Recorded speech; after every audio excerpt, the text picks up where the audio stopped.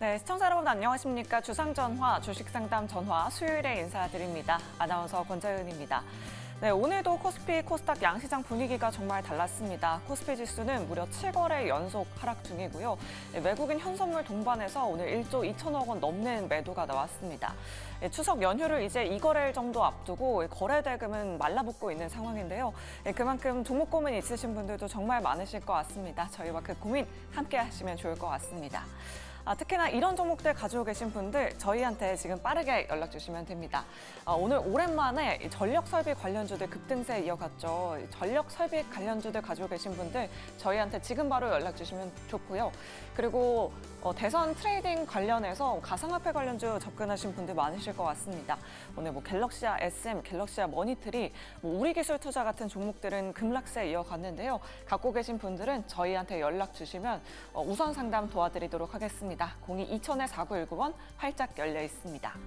네, 그럼 오늘 시장 핫했던 섹터들 점검해 보면서 내일 시장 좀 든든하게 대비해 보도록 할게요. 오늘도 섹터 3가지 이렇게 가지고 왔습니다. 오늘 오랜만에 2차 전지 신재생 관련주들이 나란히 강세 움직임 보여줬습니다. 오늘 10시부터 12시까지 미국 TV 대선 토론이 있었죠.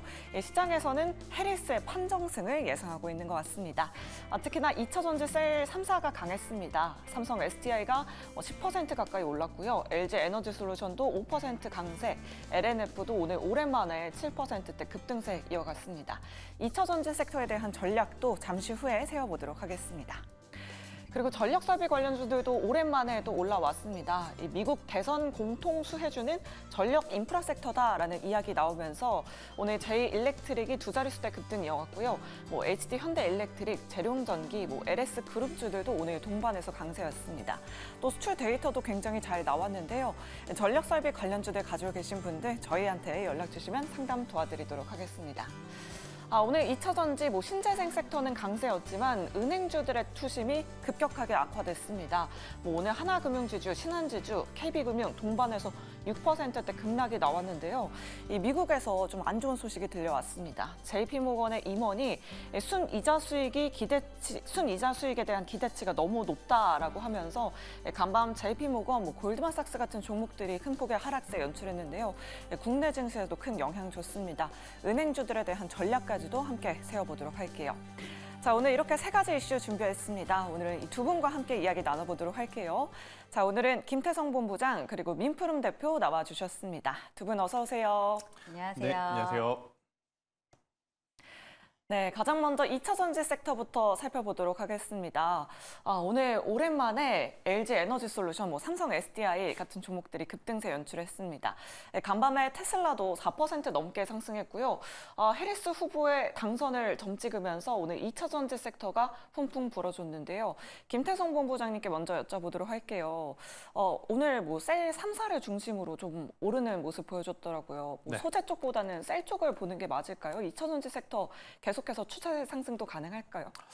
사실 셀만 간다는 것도 참 웃긴 이야기죠. 네. 배터리라는 것 자체가 혹은 2차 전지라고 하는 것 자체가 셀 그리고 여기에 이제 배터리 4대 요소 모두가 같이 가야 되는 것이 이제 정상적인 상황이긴 한데 우리나라 증시는 그렇지 못하는 것 같습니다. 우리나라뿐만 아니라 전체적으로 2차 전지라든지 전기차 관련주들의 흐름이 사실은 이들의 가치를 이제부터 좀 좋게 평가를 한다라고 생각하는 투자 자금보다 지금의 가격이라면 이제는 안 빠지겠지라고 생각하는 어떤 투심이 더 많은 상황인 것 같아요. 특히나 반도체 IT 쪽으로 최근에 수급도 불안정하고 그리고 여러 가지 이제 기관 리포트도 삼성전자에 대해서 TP를 하향하는 어떤 레포트들이 굉장히 많은 상황이다 보니 반도체에서 이제 튀어나온 자금들, 여기서 이제 튕겨나온 자금들이 2차 전지로 흘러가고 있다. 이렇게 좀 해석을 하시는 게 맞지 않을까 싶은데 한 1년 반 전으로 한번 돌아가 보면 비슷한 어떤 사례들이 있었죠. 2차 전지가 한때 굉장히 강했었다가 TP 하향 레포트가 나오면서 그때 당시에는 2차 전지에서 나온 자금들이 반도체 쪽으로 쏠려갔는데 그러한 이제 지금은 좀 반대의 상황이 연출이 되고 있는 부분이다라고 좀 보시면 될 것 같고요. 아마 이제 이 2차 전지라든지 전기차 관련주들의 어떤 반등은요. 많은 투자자분들 모두 마음속으로 기술적 반등 그 이상은 나오기 힘들다라고 저는 인지 혹은 이해를 하고 계실 것 같긴 해요. 그렇기 때문에 그 어느 때보다도 기준 있는 어떤 매매 전략이 좀 필요하지 않을까라는 생각이 들어서 여러 가지 좋은 이야기가 나오긴 하나 그러니까 투심 그리고 이제 소비 심리 전체적으로 지금 전기차를 사고자 하는 욕구는 과거보다 조금 많이 떨어진 것은 팩트이기 때문에 흐름을 좀 잘 살피면서 대응 전략을 유연하게 좀 대응을 하셔야 된다. 무조건 가지고 있어야 된다. 무조건 비중을 확대를 해야 된다. 그 전략은 좀 위험할 수 있지 않겠는가라는 의견 드려보도록 하겠습니다. 아, 네, 알겠습니다. 김태성 본부장님은 2차 전지에 대해서 조금 보수적인 의견이신 것 같아요. 그럼 미프로엠 대표님 의견도 궁금합니다. 간밤에 도이치뱅크가 테슬라를 탑픽 종목으로 꼽으면서 4%대 강세 움직임 보여줬잖아요. 2차 전지 섹터에도 훈풍이 좀 불어줬는데 여전히 국내 증권사는 좀 캐즘에 대한 우려가 있긴 한 것 같아요. 대표님은 어떠세요?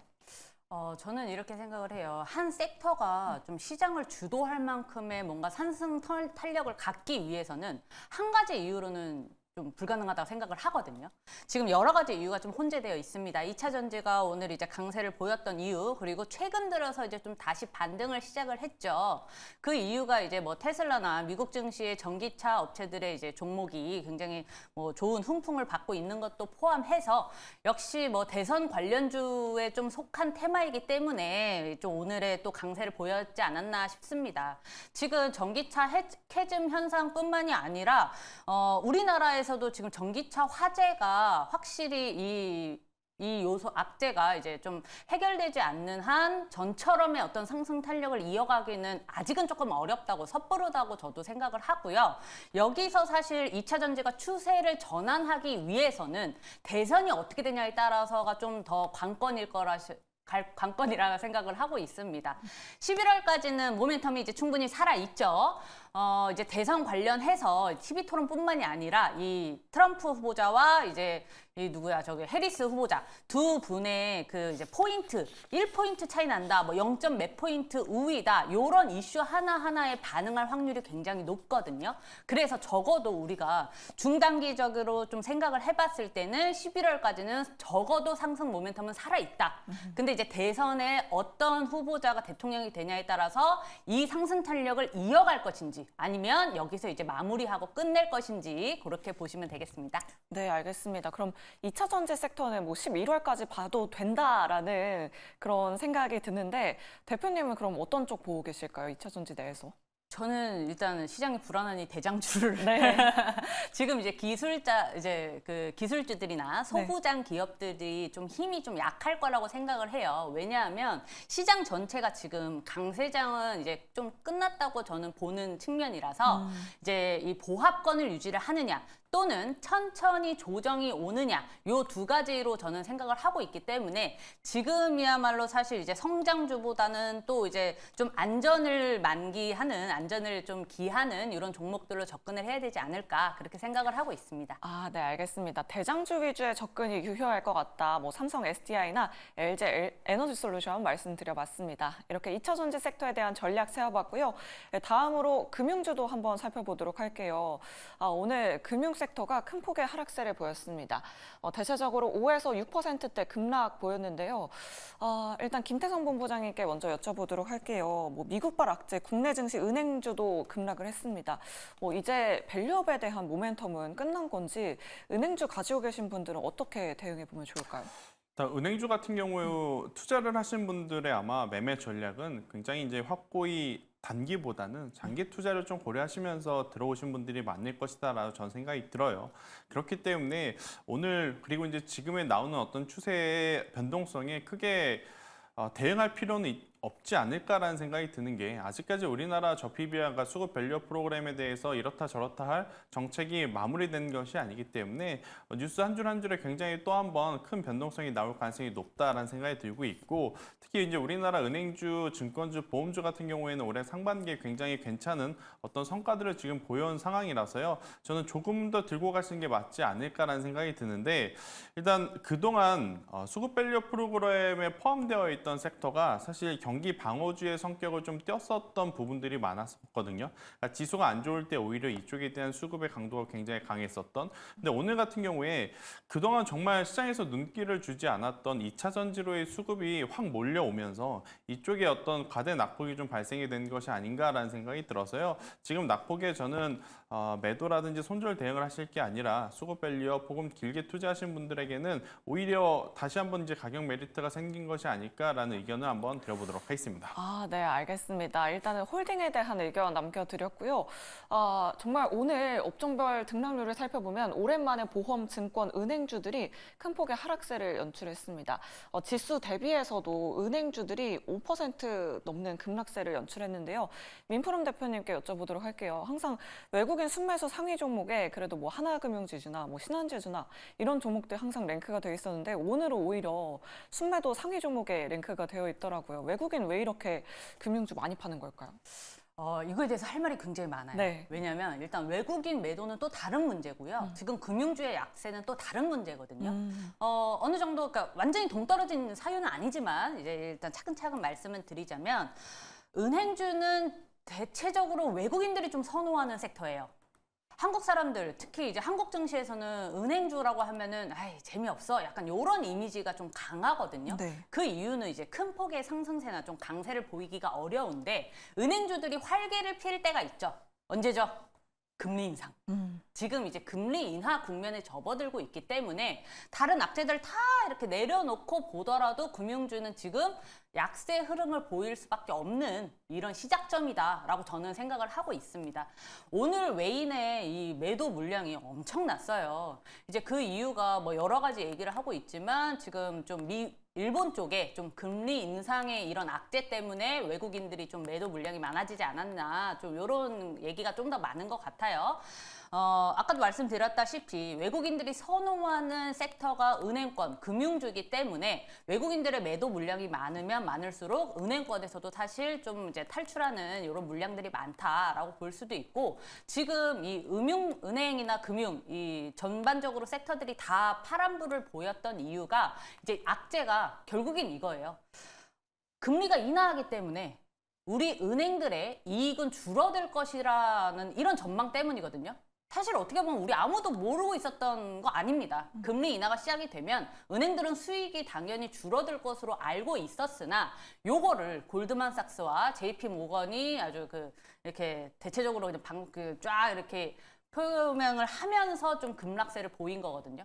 그래서 요 은행이나 이제 금융주 같은 경우에는 지금부터는 쭉 이제 좀 조정세, 좀 약세 흐름을 보이지 않을까, 저는 이렇게 생각을 하고 있습니다. 네, 알겠습니다. 두 분의 의견이 조금 사뭇 다른 것 같긴 해요. 김태성 본부장님께 그럼 추가적으로 여쭤보도록 할게요. 사실 뭐 그동안에 윤석열 대통령이 뭐 돈잔치 하지 말라면서 은행들 때리기 계속해 왔었는데 그렇죠. 그만큼 실적이 잘 나왔다라는 반증으로도 보일 수 있긴 하거든요. 금리 인하기에 은행주들의 실적은 좀 문제가 없는 걸까요? 그러니까 저는 개인적으로 사실 하나금융지주라든지 대다수의 은행주들이 금리 인상 시기에 바로 올랐느냐라고 보면 그렇진 또 않거든요. 금리 인상은 작년부터 나왔던 이야기라서 어떻게 보면 주가의 반등은 작년부터 시작이 되었어야 했으나 결국엔 이들이 움직였던 건 올해 초에 수급 밸류 프로그램이 이제 부각이 되면서부터 지금 상승을 한 부분이기 때문에 금리 인상과 금리 인하 당연히 이들에게는 먹고 사는 문제이기 때문에 정말 민감한 문제일 수밖에 없습니다. 하지만 이제 저는 금융주를 바라보는 시선 자체가 정책에 대한 어떤 기대감을 좀 가지고 들어왔던 상황이기 때문에 저는 오히려 만약에 없으셨던 분들에게는 은행주, 금융주, 보험주들은 낮은 가격에 사기 참 어려운 종목군들 중에 하나였다라고 생각을 하거든요. 그렇기 때문에 저는 신규 매수하고자 하시는 분들에게는 저는 어떻게 보면 좋은 기회가 될 수도 있지 않겠나라는 의견 한번 드려보도록 하겠고, 그리고 이제 상반기에 이들의 실적을 쭉 놓고 보면 PF에 대한 이야기들이 굉장히 많았었거든요. 근데 결국 이제 PF에 어떤 피해를 입는